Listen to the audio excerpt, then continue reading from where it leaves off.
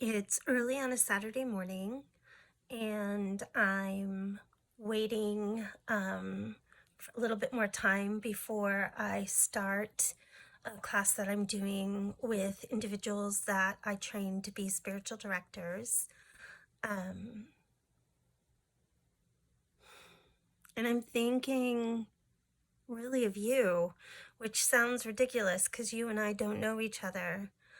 But the fuel that he had me start the listening project, that had me go into spiritual care with a somatic trauma-informed space is this morning I was thinking about it. About over 10 years ago was the first time that I sat with a spiritual director.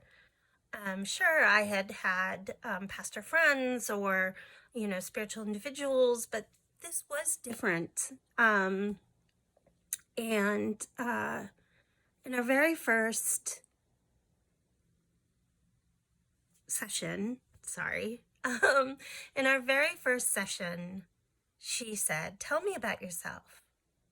And I spent the next 45 minutes giving her my spiritual resume.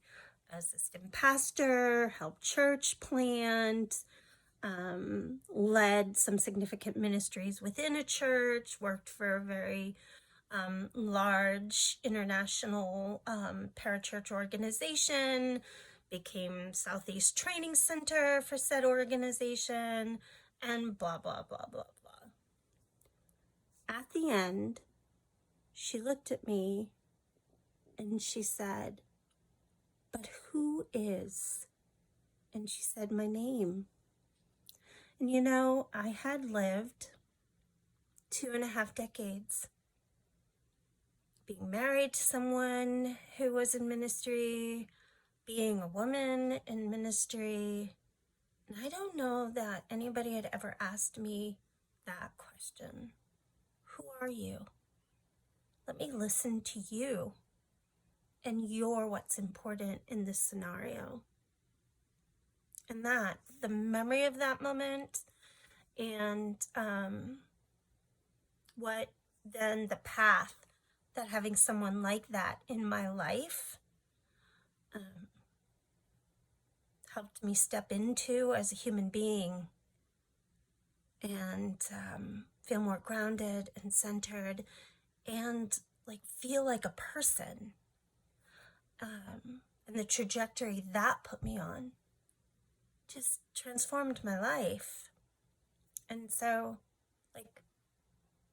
that's what I come to, whether it be somatic care or spiritual direction or whatever services I offer. When I was teaching spiritual directors, I really wanted to bring it down to very simple things, learning how to listen to themselves, to others, to creation, to the natural world, and to God, or the divine as they saw the reality of God, to be present, to learn how to be present to themselves, others, creation, the natural world, and to God, or the divine as they saw God. And then discernment. I brought it all down to just those 3 things and held space for them to grow and transform and discover. I'll never forget the time where I gave an assignment for them to look at themselves in the mirror and be present to themselves and to learn how to listen to what's really underneath. Sometimes that can be scary, sometimes that can be liberating, sometimes it can run the whole gamut of emotions, but it's creating spaces like that while you serve others, be it your children, your congregation, your students, whatever it is.